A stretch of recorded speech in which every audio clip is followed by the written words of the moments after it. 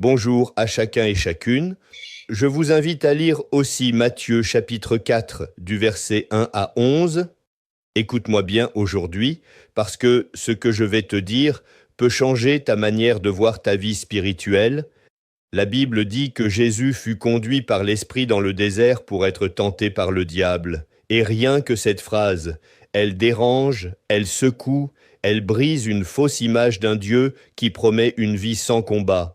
Parce que Jésus, le Fils de Dieu, le bien-aimé du Père, celui sur qui le ciel vient de s'ouvrir, il n'est pas conduit dans un palais, il n'est pas conduit dans une salle de victoire, il est conduit dans un désert. Et ce n'est pas un accident, ce n'est pas une punition, c'est l'Esprit de Dieu lui-même qui le mène là.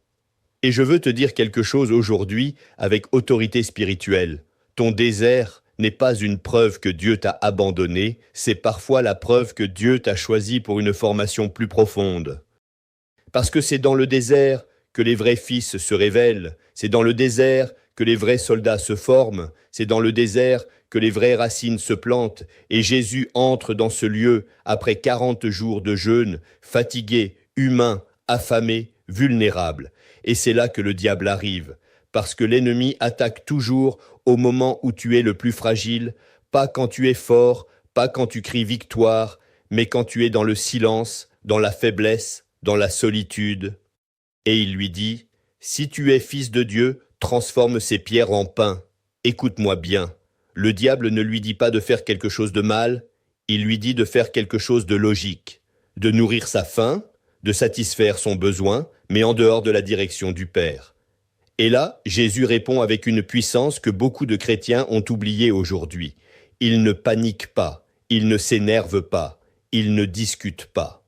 Il dit simplement, « Il est écrit, l'homme ne vivra pas de pain seulement, mais de toute parole qui sort de la bouche de Dieu. » Écoute-moi, ça c'est du feu spirituel. Jésus te montre que tu peux avoir faim dans ton corps et être rempli dans ton esprit. Tu peux manquer de choses naturelles et être pleinement soutenu par la parole de Dieu. Et je vais te dire quelque chose de fort. Il vaut mieux avoir faim avec Dieu que d'être rassasié sans Dieu. Et le diable ne s'arrête pas là. Il emmène Jésus sur le haut du temple. Et là, il commence à utiliser la Bible pour le tenter. Il lui dit « Jette-toi en bas, parce qu'il est écrit que les anges vont te porter. » Tu vois ça? Le diable connaît les Écritures, mais il ne vit pas les Écritures. Et il les tord pour essayer de pousser Jésus à tester Dieu. Mais Jésus répond encore avec du feu « Tu ne tenteras pas le Seigneur ton Dieu. » Et là, il nous enseigne quelque chose de puissant. La foi ne consiste pas à forcer Dieu à agir. La foi consiste à obéir même quand Dieu ne bouge pas comme on veut. Et écoute-moi bien, parce que ça c'est pour quelqu'un aujourd'hui. Tu n'as pas besoin de te jeter dans le vide pour prouver que Dieu est avec toi. Tu n'as pas besoin de faire des choses extrêmes pour attirer l'attention du ciel. Dieu n'a pas besoin d'être testé. Dieu a besoin d'être obéi. Et ensuite, le diable sort sa dernière arme. Il montre tous les royaumes du monde et leur gloire. Et il dit, « Je te donne tout ça si tu m'adores. » Écoute-moi, c'est la tentation du raccourci, la gloire sans la croix, le succès sans le processus, la promotion sans l'obéissance. Mais là, Jésus explose dans une autorité spirituelle incroyable. Il dit, « Retire-toi, Satan. » Écoute-moi bien.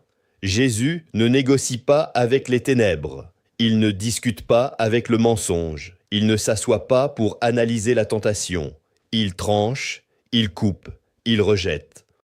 Parce qu'il sait une chose que beaucoup de croyants doivent apprendre aujourd'hui, tout ce que le diable te propose a toujours un prix caché trop lourd.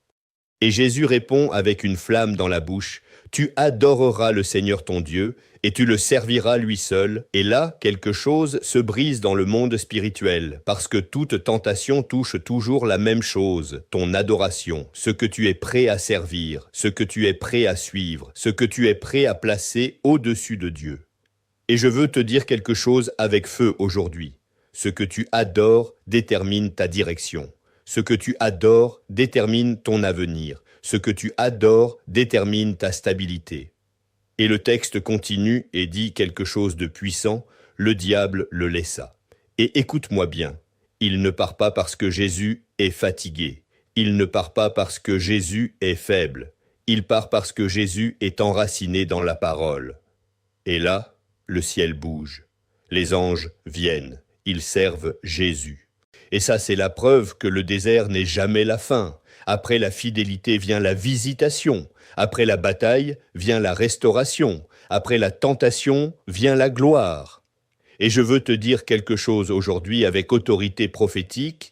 Ton désert ne va pas durer éternellement, mais ce que tu construis dans le désert va durer toute ta vie, parce que c'est dans le désert que tu apprends à dire non, c'est dans le désert que tu apprends à tenir debout.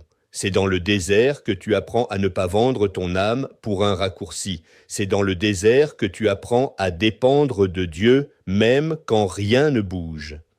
Et Jésus est passé par là avant toi. Il connaît la faim, il connaît la pression, il connaît le silence, il connaît la tentation, il connaît la solitude, et pourtant il n'a jamais reculé. Alors aujourd'hui, je veux te dire avec feu dans mon cœur, tiens bon, même si tu ne comprends pas, même si tu ne vois rien, même si tu es fatigué, même si la tentation est forte, tiens bon parce que le désert n'est pas ton cercueil, c'est ton lieu de formation, et le même Dieu qui a envoyé des anges auprès de Jésus après la victoire, c'est le même Dieu qui va te relever, te restaurer et te faire sortir plus fort que jamais. Et un jour, tu vas regarder derrière toi et tu vas dire, c'est là que Dieu m'a formé, c'est là que Dieu m'a brisé pour me construire, c'est là que Dieu m'a appris à rester debout. Et ce jour-là, tu comprendras que le désert n'était pas contre toi, il était pour toi.